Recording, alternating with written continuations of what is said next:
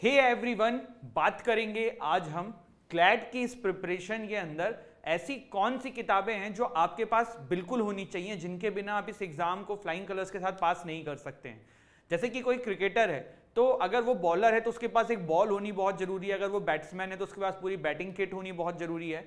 ऐसे ही इस एग्जाम के लिए या फिर लाइफ में आप कोई सा भी एग्जाम दो तो जो भी उस एग्जाम के लिए इंपॉर्टेंट स्टफ्स होते हैं, इंपॉर्टेंट मटेरियल्स होते हैं, स्टैक्स होते हैं, वो आपको चाहिए ही चाहिए। तो क्लैट की प्रिपरेशन के लिए ऐसी कौन सी 5 किताबें हैं जो आपको चाहिए ही चाहिए, वो हम आज के सेशन में देखेंगे। सब्जेक्ट वाइज यहां पे देखेंगे। तो देखिए, सबसे पहले अगर मैं बात करूं इंग्लिश की, किसकी हम बात करें, इंग्लिश की, तो देखो इंग्लिश के अंदर ना एक जनरल इंग्लिश एसपी बख्शी जी के द्वारा एक बुक आती है, वो आपके पास होनी ही चाहिए।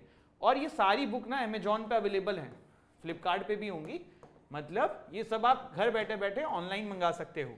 General English by SP Bakshi, ये एक बहुत इंपॉर्टेंट किताब है आपकी इंग्लिश को इंप्रूव करने के लिए, क्योंकि क्लैट का पेपर कहने के लिए बहुत सारे सब्जेक्ट्स हैं, जैसे कि लीगल, सीआर, आरसी, जो भी है, बट अगर आप पूरे पेपर को समराइज करो ना तो इंग्लिश का बहुत बड़ा रोल है। वो हर सेक्शन में, चाहे लीगल का पेपर हो, चाहे सीआर का पेपर हो, चाहे रीडिंग कॉम्प्रेंशन का पैसेज पेपर हो, आपको इंग्लिश की इंपॉर्टेंस हर पार्ट में है। तो इसीलिए ये general English by SP Bakshi आपके पास होनी चाहिए।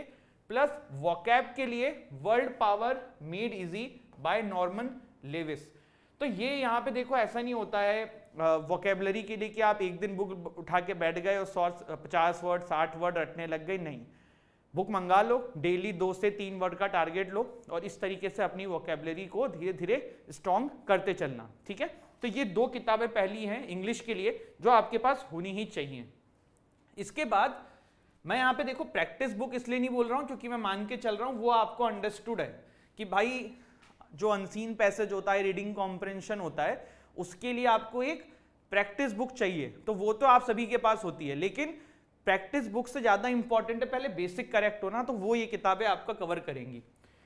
इसके बाद रीजनिंग के लिए verbal and non verbal reasoning by RS. Agarwal. तो ये एक किताब है जो आप सभी लोग अपने आरसी के प्रैक्टिस के लिए, सीआर के प्रैक्टिस के लिए, क्रिटिकल रीजनिंग के प्रैक्टिस के लिए यूज कर सकते हो। और अगर जस्ट इन केस आपके पास ये बुक है और आपको लगता है कि ये सफिशिएंट नहीं है, तो कोई भी कैट जानते हो ना, जैसे आप क्लैट का एग्जाम दे रहे हो, there is a paper for CAT MBA वाला, उसमें भी बहुत हाई लेवल का सीआर आता है, आरसी आता है।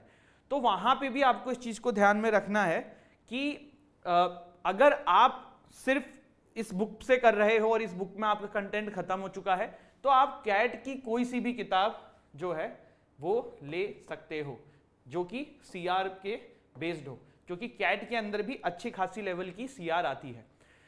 एक चीज और है, देखो मैं ये बुक्स आपको बता रहा हूं ना, तो एक स्टूडेंट्स गलती क्या करते हैं, आज की डेट में यूट्यूब पे बहुत सारे स्ट्रैटेजी वीडियोस हैं, बहुत सारे टॉपर्स के वीडियो हैं।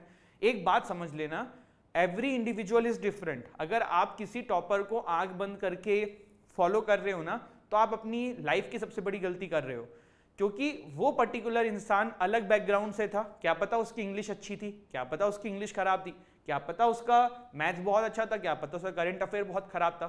तो उसकी स्ट्रैटेजी उसके हिसाब से है। आपको करना क्या है भाई, सुन लिया आपने 5, 6, 7 लोगों की बातें, टीचर्स की बातें, 7-5 कोचिंग्स की बातें अब अपने आप को समझो कि आप क्या हो, अपने आप को आइडेंटिफाई करो और फिर अपनी स्ट्रेटेजी उस हिसाब से बनाओ। क्या आपकी वीकनेस है, क्या आपकी स्ट्रेंथ है, तो वो ध्यान रखना। तो क्वांट में देखो अब तो डीआई का ही खेल रह गया है क्लैट के अंदर।